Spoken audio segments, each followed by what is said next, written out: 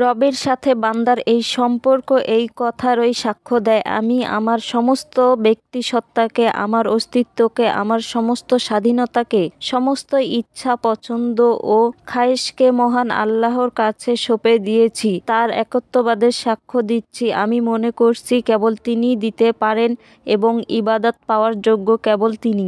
আল্লাহ এই স্বীকৃতিটাই আমাদের কাছে চান। এই স্বীকৃতির জন্যই এই সূরা এত মহত্ব। আল্লাহর সাথে বান্দার এই নিবিড় সম্পর্ক বর্ণনার পর আমরা পরের আয়াত থেকে নিজেদের প্রার্থনা ও দাবি দাওয়া পেশ করা শুরু করি।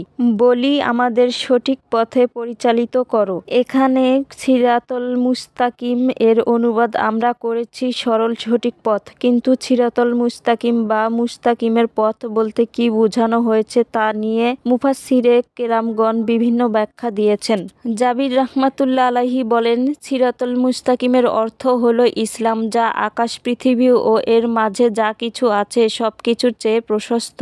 অর্থাৎ ইসলামী শরিয়া যে পদ্ধতিতে মানুষের জীবন পরিচালনা করতে বলে সেটাই সিরাতুল মুস্তাকিমের পথ। আল্লাহ তাআলা নিজেই সিরাতুল মুস্তাকিমের চমৎকার একটি উদাহরণ দিয়েছেন, যা রাসূল সাল্লাল্লাহু আলাইহি সাল্লাম বর্ণনা করেছেন। সিরাতুল মুস্তাকিম এমন একটি পথ যার দুই দিকে দুটি প্রাচীর রয়েছে। সেই প্রাচীরের মাঝে কয়েকটি খোলা দরজা আছে। প্রতিটি দরজার উপরই পর্দা টাঙানো আছে। সিরাতুল মুস্তাকিমের প্রবেশদ্বারে সার্বক্ষণিকের জন্য একজন আহ্বানকারী নিযুক্ত করা আছে। সে সর্বদা আহ্বান করে বলছে, হে মানব সকল, তোমরা এই সোজা পথে চলো, আঁকাবাঁকা পথে যেও না। আবার অন্য পথগুলোর উপরেও পাহারাদার আছে। কেউ সেখানে প্রবেশ করতে চাইলে তারা সতর্ক করে বলে, সাবধান, এটা খুলো না, যদি খোলো তবে মূল পথ থেকে ছিটকে পড়বে। সিরাতুল মুস্তাকিম হলো ইসলাম, আর প্রাচীরগুলো হলো আল্লাহর নিষিদ্ধ বিষয়। প্রবেশদ্বারে আহ্বানকারী হচ্ছে কুরআন এবং রাস্তার উপর আহ্বানকারী হলো তাকওয়া বা আল্লাহর ভয়,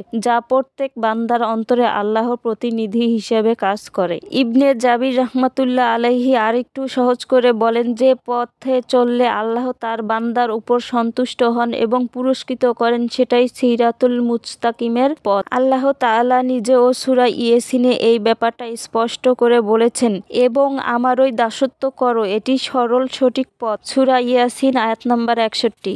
আব্দুল্লাহ ইবনে মাসউদ রাহমাতুল্লাহ আলাইহি থেকে বর্ণিত, তিনি বলেন, একদিন নবীজি মাটিতে একটি রেখা টানলেন, এরপর বললেন, এটা হলো আল্লাহর রাস্তা। এরপর তিনি আবার ডান পাশে ও বাম পাশে কয়েকটি রেখা টানলেন। অতঃপর বললেন, এ রাস্তাগুলোর প্রত্যেকটি রাস্তায় একজন শয়তান বসে মানুষকে আহ্বান করছে। এরপর তিনি এই আয়াত তিলাওয়াত করেন, নিশ্চয় এটাই আমার সরল পথ, তোমরা সে পথের অনুসরণ করো। সুনানে নাসাই হাদিস নাম্বার 11174, সুনানে আহমদ হাদিস নাম্বার 4142। মুজাহিদ রাহমাতুল্লাহ আলাইহি এটাকে আরেকটু ব্যাপকার্থে বলেন, সিরাতুল মুস্তাকিমের অর্থ হলো হক বা সত্যের পথ। সুতরাং সর্বদা আমাদের হকের পথে থাকার জন্য দোয়া করতে হবে এবং চেষ্টা করতে হবে, কারণ এই পথই হলো মুহাম্মদ সাল্লাল্লাহু আলাইহি সাল্লাম, খোলাফায়ে রাশিদিন, সাহাবা কিরাম ও সালিহি বান্দাদের পথ। এটাই সিরাতুল মুস্তাকিম। কোন সিরাত বা পথকে সিরাতুল মুস্তাকিম বলা হয় এর ব্যাখ্যা পরের আয়াতে